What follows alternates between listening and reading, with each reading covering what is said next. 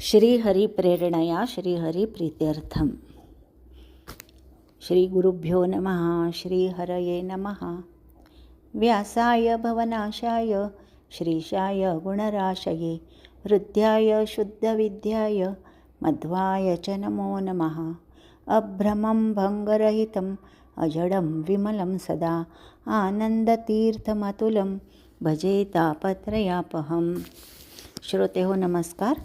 आपण आजपासून श्रीमद भागवत या ग्रंथाचे पारायण करणार आहोत आणि त्यातील पहिल्या भागात महर्षी वेदव्यासांचे चरित्र आपण पाहणार आहोत।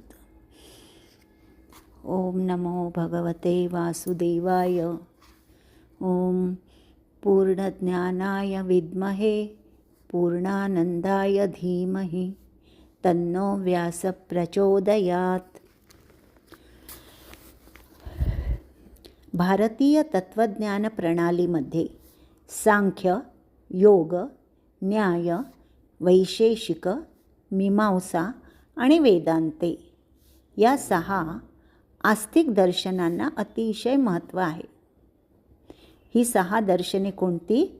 तर सांख्य, योग, न्याय, वैशेषिक, मीमांसा आणि वेदांते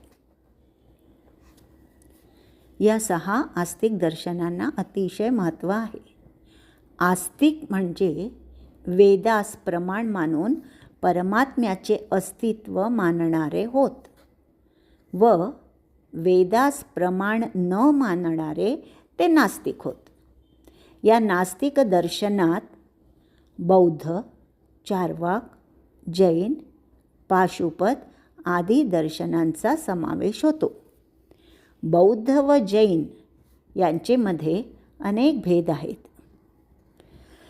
वर पाहिलेल्या 6 आस्तिक दर्शनांचे प्रणेते पुढील प्रमाणे आहेत।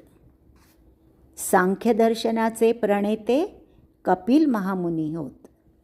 कपिलांच्या पित्याचे नाव कर्दम व मातेचे नाव देवहूती होय। कपिलांना श्रीहरीचे अवतार समजतात।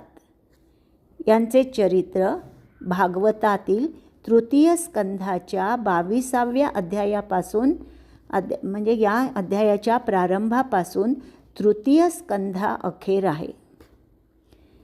यानंतर बुद्धानंतर निरीश्वर व सेश्वर असे भेद उत्पन्न केले गेले तरी त्या मताचा प्रभाव वैदिक म्हणविणाऱ्या जनतेवर मुळीच पडला नाही। योगदर्शनाचे आचार्य पतंजली होत। यांनी रचलेली योगसूत्रे प्रसिद्ध आहेत। न्यायशास्त्राचे मुख्य प्रणेते गौतम ऋषी होत। यांनी न्यायसूत्राची रचना करून या शास्त्राचा पाया घातला। यांनाच अक्षपाद म्हणतात।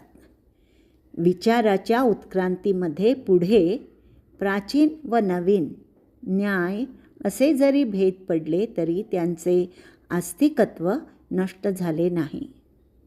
वैशेषिक तत्त्वज्ञानाचा पाया कणाद नामक ऋषींनी वैशेषिक सूत्राच्या द्वारा घातला आहे। जैमिनी मुनींनी मीमांसा सूत्रे रचून या मीमांसा तत्त्वज्ञानाचा पाया घातला आहे। वेदांत दर्शनाचा पाया ब्रह्मसूत्रे रचून घातला आहे। या वेदांत सूत्राचा प्रभाव व लोकप्रियता इतकी मोठी आहे की या ब्रह्मसूत्रावर भाष्य रचल्याशिवाय तत्त्वज्ञानी जनतेकडून आचार्य पदवी प्राप्त होत नसे। त्यामुळे सर्व सांप्रदायिक आचार्यांची भाष्ये या ब्रह्मसूत्रावर आहेत। या वेदांत सूत्रांचे प्रणेते श्रीकृष्णद्वैपायन श्री वेदव्यास होत।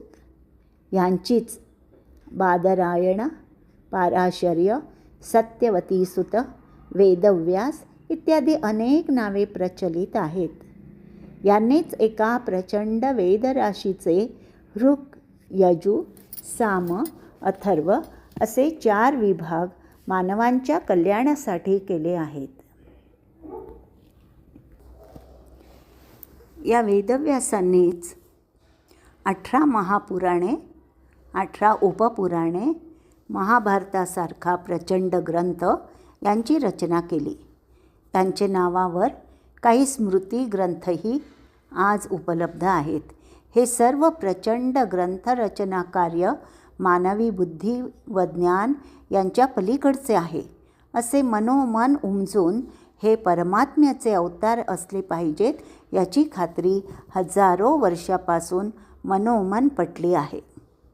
प्राचीन ग्रंथातून याविषयी अनेक ठिकाणी उल्लेख असून श्री वेदव्यास हे श्रीहरीचे अवतार होत असे कंठरवाने सांगितले आहे. दुष्टांचे दमन आणि सज्जनांचा प्रतिपाळ करण्यासाठी घेतलेल्या अवतारांमध्ये श्री रामचंद्र आणि श्रीकृष्ण हे अवतार जसे लोकप्रिय आहेत, तसेच ज्ञानकार्यार्थ घेतलेल्या कपिल, दत्तात्रेय, महिदास, ऋषभ या अवतारांपेक्षा वेदव्यास हा अवतार अतिशय लोकप्रिय आहे. भारतीय संस्कृतीमधून वेदव्यास वगळल्यास बाकी शून्य राहील असे म्हटल्यास ती अतिशयोक्ती होणार नाही.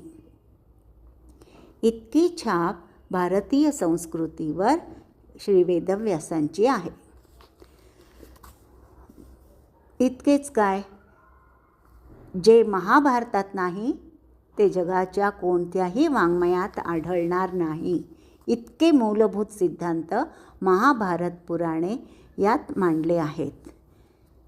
वेदव्यासांनी आपल्या या अवतारात द्विविध कार्य केले आहे. यदा यदा हि धर्मस्य ग्लानिर्भवति भारत अभ्युत्थानम् अधर्मस्य तदात्मानं सृजाम्यहम्. या भगवंताच्या समाजधारणेला पोषक अशा वृत्तीला ग्लानी येते, त्याचबरोबर व्यक्ती, समाज, राष्ट्र यांच्या उत्कर्षाला आड येणाऱ्या वृत्ती, कल्पना बळावतात, त्यावेळी मी अवतार घेतो. या भगवद उक्तीला अनुसरून श्रीहरीने या द्विविध कार्यासाठी वेदव्यास नामक अवतार घेतला आणि समाजाच्या खालच्या थरापर्यंत उत्कर्ष व्हावा यासाठी सतत प्रयत्न केला. म्हणून रामकृष्णादी बलकार्य करणाऱ्या अवताराप्रमाणे ज्ञानकार्य करण्यासाठी झालेला हा अवतार कपिल, दत्तात्रेय, ऋषभ या अवतारांपेक्षा अतिशय लोकप्रिय झाला. वेदव्यास हे परमेश्वराचे अवतार होत. याविषयी भागवतात म्हटले आहे की पराशर मुनींपासून सत्यवतीचे ठिकाणी 17व्या वेळी परमात्मा अवतीर्ण झाला. यापुढे वेदव्यासांचा कुलवृत्तांत हा भाग आपण क्रमशः या पुढील भागात पाहणार आहोत. तोपर्यंत नमस्कार. श्री भारती रमण मुख्य प्राणांतर्गत श्रीकृष्णार्पणमस्तु. नाहं कर्ता हरिः कर्ता.